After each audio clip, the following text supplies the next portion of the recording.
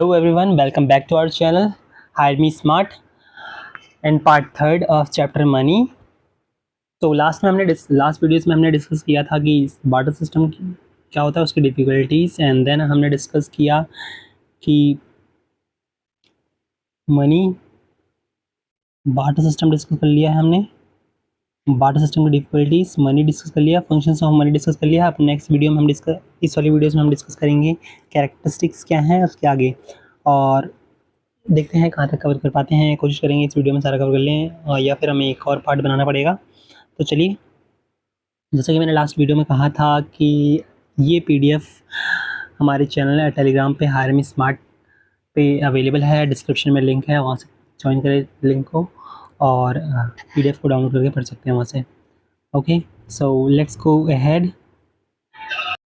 तो आगे हम स्लाइड नंबर 14 पे characteristics and features of money हम कह सकते हैं, कैरेक्टरिस्टिक्स और फीचर्स। तो यहाँ पे पहला फीचर है और कैरेक्टरिस्टिक्स कह सकते हैं कि ड्यूरेबिलिटी। तो ड्यूरेबिलिटी मतलब कि हम जो मनी यूज़ कर रहे हैं should be durable, must be durable for the longer period. कि जो मनी की वैल्यू डिक्रीज़ होती है बहुत जल्दी रैपिडली, जब भी हम मनी को फ्रिक्वेंटली होल्ड करते हैं, फ्रिक्वेंटली हैंडल करते हैं, तो मनी की वैल्यू बहुत जल्दी डिक्रीज़ नहीं होनी चाहिए। फ्रिक्वेंटली और रैपिडली, बहुत फास्टली डिटेरियोरेट नहीं होनी चाहिए, मनी की वैल्यू डिटेरियोरेट नहीं होनी चाहिए रैपिडली।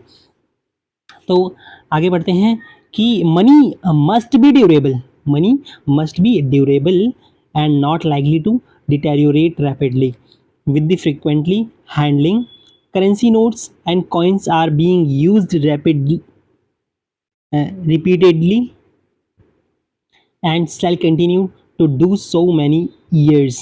जो करेंसी एंड कॉइन्स हम यूज़ करते हैं, currency notes and coins use करते हैं, वो हम कई सालों तक एक ही करेंसी एंड कॉइन्स यूज़ करते रहते हैं। तो रैपिडली डिटेरियोरेट नहीं होना चाहिए जो भी हम मनी को हैंडल कर रहे हैं।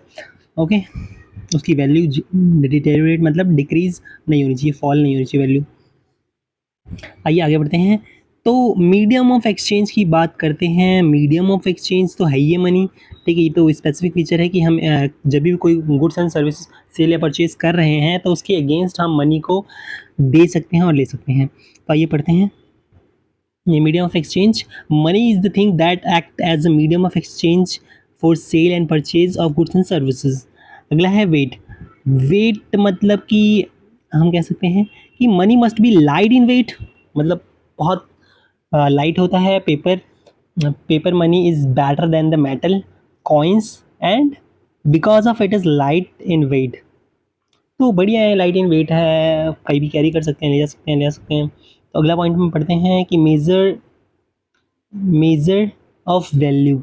तो एक कॉमन मेजर मिल गया हमें वैल्यू को as a medium of exchange measure करने का। तो it is only serve as a medium of exchange but also act a measure of value, कि हम इसको सभी चीज़ों को एक यूनिट में मेज़र कर सकते हैं। The value of all goods and services is expressed in the terms of money. सीधी सी बात है कि हमें उनको एक मनी की प्राइसिंग में, मतलब मनी की कीमत में एक्सप्रेस कर सकते हैं कि इसकी वैल्यू इतनी है, एग्जिस्ट करती है। चलो आगे पढ़ते हैं।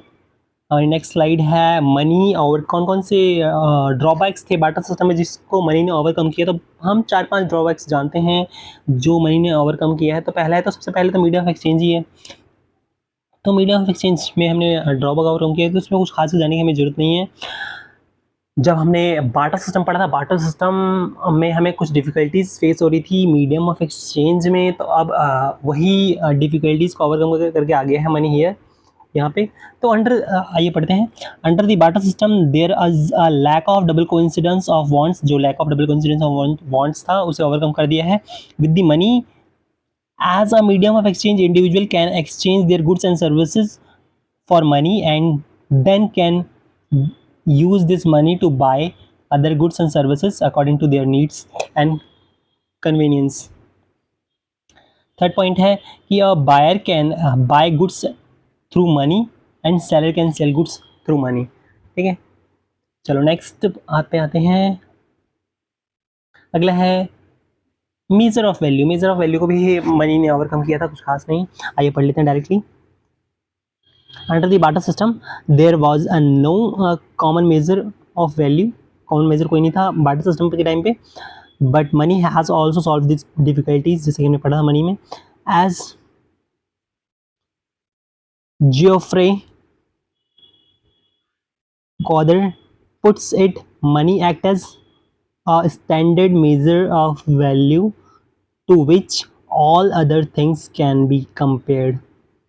Money measures the value of economic goods.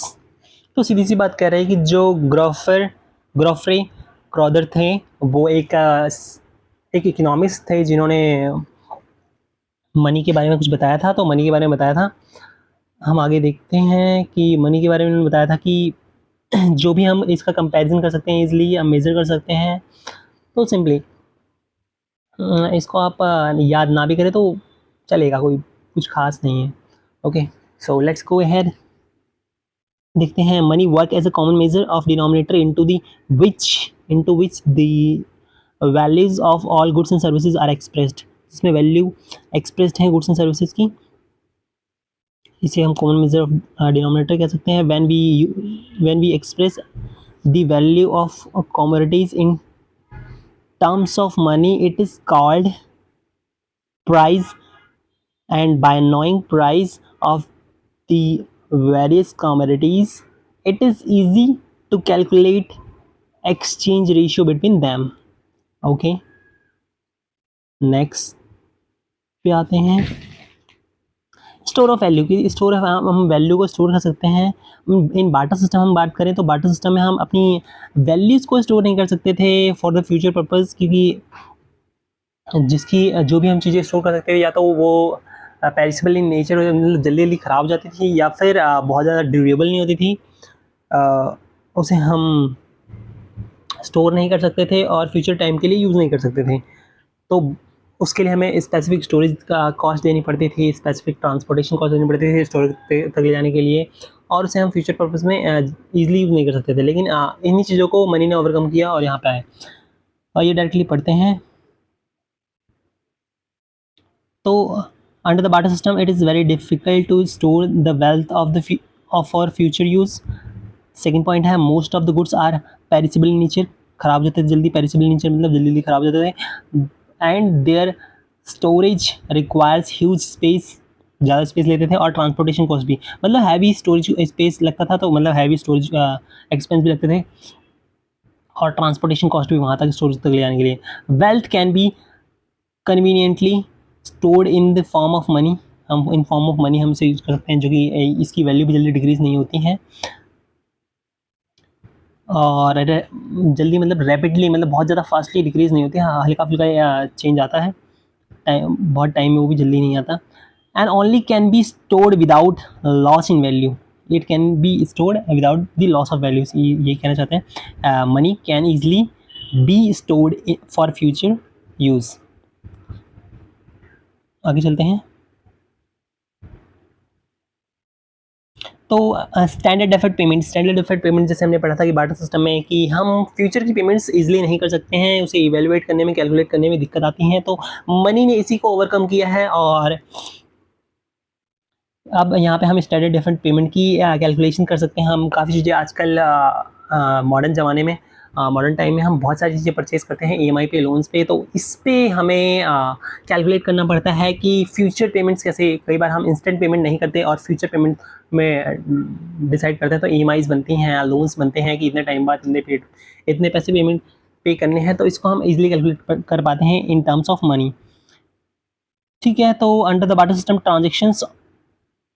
transactions on deferred payment are not possible with deferred payments are not possible, barter system में possible नहीं होता था।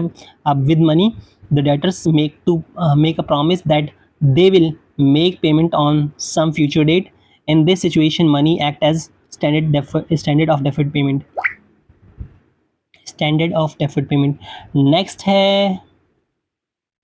नेक्स्ट हम पढ़ते हैं कि it has become possible because money has general acceptability, its value is stable, and it is durable and homogeneous। चलिए next पे चलते हैं। अगला है लीगल डेफिनेशन ऑफ मनी। तो काफ़ी चीज़ें हमने पढ़ ली हैं मनी को, अभी थोड़ी चीज़ों को क्यूमुलेट करते हैं, जोड़ते हैं एक साथ। तो क्या है लीगल डेफिनेशन ऑफ मनी? तो लीगल डेफिनेशन ऑफ मनी सीधी सी बात कहता है कि जो लीगली यानी प्रोमिसिबली लॉ ने जो कह दिया कि ये मनी है इज नॉन एज मनी। अगर किसी पीस ऑफ पेपर को लॉ ने कह दिया कि ये हम डिक्लेयर कर रहे हैं इस चीज़ को मनी, तो इसे हम मनी मानते हैं। तो आइए पढ़ते हैं कि लीगल डेफिनेशन ऑफ मनी क्या कहता है कि money is anything proclaimed by law. Proclaimed by मतलब लॉ ने बताया कि प्रोक्लेम्ड बाय लॉ, लॉ ने क्लेम किया, बताया कि as a medium of exchange legally money is anything, कोई मनी कुछ भी हो सकता है, प्रिक्लेम्ड बाय लॉ जो लॉ ने कह दिया, as a medium of exchange use कर सकते हैं, जैसे कि पेपर नोट्स कह सकते हैं, coins together called currencies. Currencies is money as a matter of law. Money ने जो कह दिया कि ये नोट, ये कॉइन यूज़ होएगा मीडियम ऑफ एक्सचेंज के लिए और इसे मनी माना जाएगा, तो उसे मनी मानेंगे। ये लीगली डिक्लेयर्ड बाय लॉ है। अगला है nobody can refuse its acceptance as a medium of exchange. हाँ, किसी भी चीज़ के इसको एक्सेप्टेंस को मना नहीं कर सकता कोई, जनरली एक्सेप्टेबल करना है, एक्सेप्ट करना पड़ेगा क्योंकि लॉ ने डिक्लेयर किया है। In other words it is legal tender. In it means people have to accept it legally for a different payment. ठीक है, हमें फॉर अ डिफरेंट पेमेंट हम इसे लीगली एक्सेप्ट कर सकते हैं। Currency is also called fiat money because it is commands fiat order authority और government. Okay, तो नेक्स्ट पे आते हैं। अगला है functional definition of money. Functional definition of money की बात करते हैं तो functional definition of money refers as anything that performs four bases of function। Four basis function जो हमने पिछले पढ़े थे वही है कि मीडियम ऑफ एक्सचेंज होना चाहिए, मीडियम ऑफ एक्सचेंज होना चाहिए, स्टैंडर्ड यूनिट ऑफ वैल्यू होना चाहिए, मतलब कॉमन मेजर होना चाहिए। और आगे यहाँ पढ़ते हैं कि it serves as a means for future contractual payments, standard deferred payment होनी चाहिए। ठीक है, और the last point we can say that store of value, as हम इमेज में देख सकते हैं, मेजर मीडियम ऑफ एक्सचेंज होना चाहिए, यूनिट ऑफ अकाउंट होना चाहिए, स्टोर ऑफ वैल्यू होना चाहिए, स्टैंडर्ड एफर्ट पेमेंट चाहिए। ये चार चीज़ें हैं तो वो फंक्शनल डेफिनेशन ऑफ मनी है। According to this definition of money includes both note और coins as well checkable deposits with the bank. Checkable deposits क्या होते हैं आगे पढ़ेंगे। Checkable deposits the bank. आइए आगे चलते हैं नेक्स्ट स्लाइड में। अगला है narrow definition of money. Narrow definition of money क्या होता है कि जो भी functional definition of money is a narrow definition of money, कि हम वही फंक्शनल डेफिनेशन को नैरो डेफिनेशन, हम इन चीज़ों को डिफाइन नहीं करेंगे और इन्हीं चीज़ों को बोल देंगे फंक्शनल डेफिनेशन ऑफ मनी की narrow definition of money. In other words narrow definition of money includes those things that function has the money in terms of medium of exchange, measures of value, standard of payment और store of value. आइए next पे चलते हैं। वही broader term में हम बात करें तो इसी को इलेबरेट करके रख दिया है। ठीक है, इसी को इलेबरेट करके रख दिया है। तो ब्रॉडर डेफिनेशन ऑफ मनी क्या है? अब broader definition of money also includes deposits, term deposit with the bank, post office as a component of money. ठीक है, डिपॉजिट जो रखे हैं, टर्म डिपॉजिट हो सकता है, टाइम डिपॉजिट हो सकता है, includes with the bank of, post office and as a component of money. Next है this deposit can be converted into demand deposit on a short notice, कि एक नोटिस पे हम उसे डिमांड डिपॉजिट कर सकते हैं। और डिमांड डिपॉजिट मतलब कि हम उसको कभी भी विड्रॉ कर सकते हैं उस अमाउंट को। आर नियर मनी असेट्स, मतलब equal to near money assets, मतलब कुछ ऐसी चीज़ें जो लिक्विड फॉर्म में हो ज़्यादा और उसे हम जल्दी जल्दी कन्वर्ट कर सकें in form of money. Money assets and near money assets together makeup a definition of money. आइए आगे चलते हैं। तो डिमांड ऑफ मनी हमारे सिलेबस में नहीं है तो हम इसको स्किप करते हैं अभी के लिए, अगर कभी जरूरत होगी तो आगे देखेंगे। Let's go ahead. अगला है money supply and measures of money supply. Money supply और मेजर्स ऑफ मनी सप्लाई में क्या है कि जो मनी सप्लाई है money supply, the volume of money supply held by the public at the point of time, कि एक point of time पे, जब एक पॉइंट ऑफ टाइम पे कितनी मनी है, कितनी मनी है जो पब्लिक होल्ड करती है, उसे हम मनी सप्लाई कहते हैं। ठीक है, the volume of money held by the public at a point of time in the economy is referred as this money supply. Money supply is a stock concept. stock concept क्या होता है, जिसे हम at a point of time पे measure करते हैं, उसे हम stock concept बोलते हैं। as at a point of time पे हम measure करते हैं, at a point of time, उसे हम स्टॉक कॉन्सेप्ट कह सकते हैं। और एक होता है फ्लो कॉन्सेप्ट। फ्लो कॉन्सेप्ट एक ड्यूरेशन में जिसे हम मेजर करते हैं, उसे हम फ्लो कॉन्सेप्ट कहते हैं। आगे चलते हैं। तो आगे है मनी सप्लाई के मेजर्स ऑफ मनी सप्लाई। तो मेजर्स ऑफ मनी सप्लाई में हम डिस्कस करते हैं कि क्या क्या मेजर्स हैं। हमारे पास 4 टाइप्स के मेजर्स हैं जो आरबीआई ने हमें रिप्रेजेंट किए हैं। तो यहाँ पे है M1, M2, M3, M4, M1, M2, M3, M4। तो इसमें सिर्फ हमारे पास M1 ही है जो हमारा मेन फोकस रहेगा, और M1 ही हमारे सिलेबस में है अभी। उसके अलावा हम बाद में डिस्कस करेंगे, ठीक है। तो अभी के लिए जो हमारा मोस्ट इम्पॉर्टेंट फैक्टर है वो M1 है। आगे चलते हैं।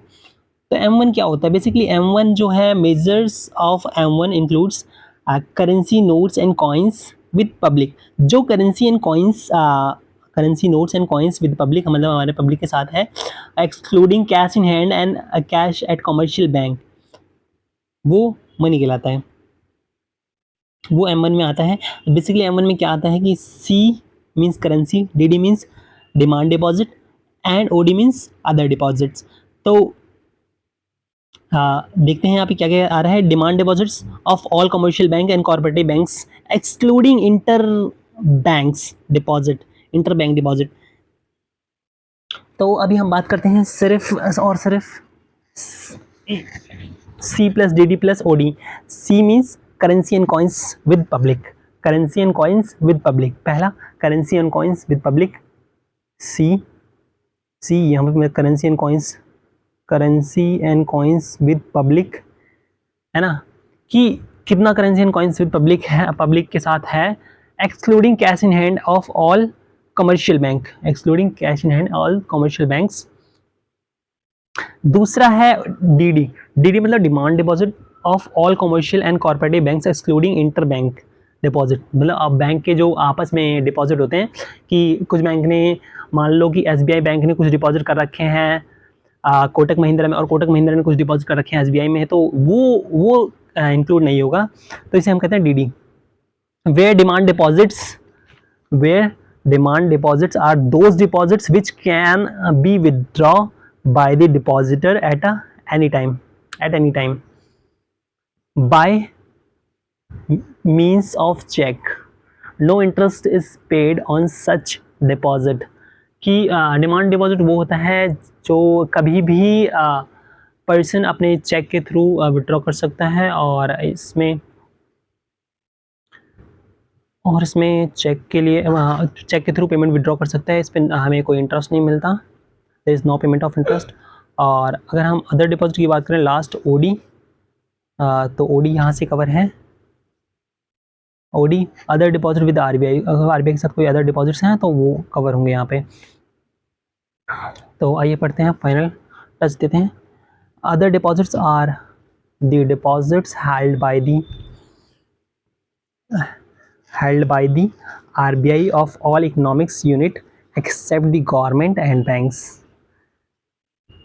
अब OD इंक्लूड्स डिमांड डिपॉजिट और semi government public financial institution like IDBI, IFCI etcetera, foreign central bank and governments and international monetary fund IMF and the world bank etcetera. तो other deposit ये होते हैं जो IMF, इंटरनेशनल मॉनेटरी फंड और government के central bank of foreign, वो सब जो रखे हैं वहाँ पे। आइए आगे चलते हैं। हमें सिमिलरली बस एक सिंपल से याद करना है कॉन्सेप्ट क्या है, M1 क्या है, M1 क्या है, C currency and coins with public, plus DD demand deposit, and plus OD other deposit. Okay, चलिए आगे चलते हैं। तो M2 हमारे सिलेबस में नहीं है, इसे हम छोड़ रहे हैं। M3 भी नहीं है, M4 भी नहीं है। अगला है high powered money. High powered money क्या होता है, तो हाई पावर्ड मनी की बात करते हैं। High powered money is money produced by the RBI and the government. It consist of two things जो चीज़ें होती हैं उसे मनी से सिमिलरली सीधी सी बात है कि RBI जो बोलता है कि जो RBI प्रोड्यूस करता है उसे हम हाई पावर्ड मनी बोलते हैं। हाई पावर्ड मनी में currency held by the public and cash reserves with the bank. तो करेंसी जो पब्लिक के पास है और cash reserves with the bank जो बैंक के पास है उसे हम हाई पावर्ड मनी कहते हैं। नेक्स्ट चलते हैं। तो इवैल्यूएशन ऑफ मनी कैसे हुआ, तो इवैल्यूएशन की बात करते हैं। सबसे पहले हमारे पास बार्टर सिस्टम था, पहला बार्टर सिस्टम। उसके बाद हमने मतलब गुड्स के बदले गुड्स का एक्सचेंज करते थे उस टाइम, एनिमल्स को एक्सचेंज करते थे, वीट राइस एंड दीज चीज़ में, तो उसे हम बार्टर सिस्टम कहते थे। उसके बाद हमने क्या किया, एक कॉमोडिटी जनरेट की, एक यूनिट जनरेट की, जिसे हम गोल्ड के एक्सचेंज में हम सामान को लेते थे। जैसे कि गोल्ड के बदले एनिमल्स ले रहे हैं, गोल्ड के बदले वीट ले रहे हैं, तो गोल्ड में वैल्यूएशन होता था।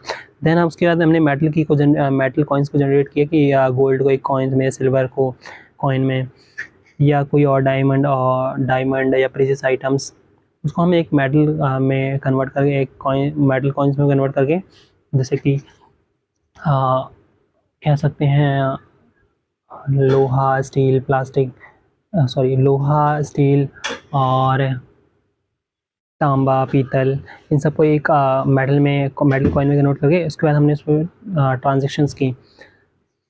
तो यहाँ पे क्या होते थे कि जितने की ट्रांजेक्शन हो रही है उसकी सेम वैल्यू होती थी। गोल्ड वाले में सेम वैल्यू होती थी कि जितनी की सामान है उतने की वैल्यूएशन पे हम गोल्ड देते थे, उसकी रियल वैल्यू भी मार्केट में एग्जिस्ट करती थी।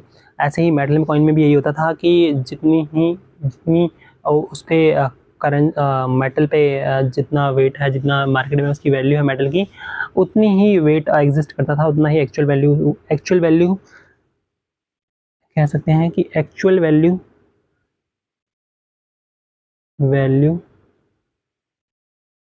ही प्रिंट होती थी, एक्चुअल वैल्यू पे ही एग्जिस्ट करता था। अगला है पेपर मनी। तो पेपर मनी जो आज का टाइम है हमारा वो पेपर मनी है। अभी और इवेल्युएट हो गया है, तो प्लास्टिक कार्ड आ गए हैं। प्लास्टिक कार्ड के बाद इलेक्ट्रॉनिक मनी आ गई है, इलेक्ट्रॉनिक मनी, और अब क्रिप्टो करेंसी सबसे आगे चल रही हैं। तो ये हमारा evaluation of money. I hope आपको वीडियो पसंद आई होगी। आगे देखते हैं। तो कुछ वर्ड्स हैं जो इम्पॉर्टेंट हैं, तो ये मैं यहाँ पे छोड़ दे रहा हूँ आपके लिए, तो आप यहाँ से पढ़ लेंगे, ठीक है। और आगे जब हम शॉर्ट रिवीजन करेंगे कभी, तो हम इस वर्ड्स को डिस्कस करेंगे। आपको ये वीडियो में दिखा दे रहा हूँ मैं, इसको आप पढ़ लें सेल्फ रिवीजन के लिए, और ये रैपिड रिवीजन कर सकते हैं आप इसको। तो मैं यहाँ पे वीडियो में शो कर दे रहा हूँ। तो हाँ दोस्तों, अगर आपको वीडियो अच्छी लगी है तो शेयर करें, सब्सक्राइब करें, लिंक डिस्क्रिप्शन में है, आप वहाँ पे जाएँ और टेलीग्राम का लिंक फाइंड आउट करें, वहाँ पे आपको ये PDF मिल जाएगी, वहाँ से आप ये डाउनलोड कर सकते हैं और पढ़ सकते हैं। So thank you for this, subscribe it, like, comment, share. So bye है, मिलते हैं नेक्स्ट चैप्टर के साथ अगली वीडियो में।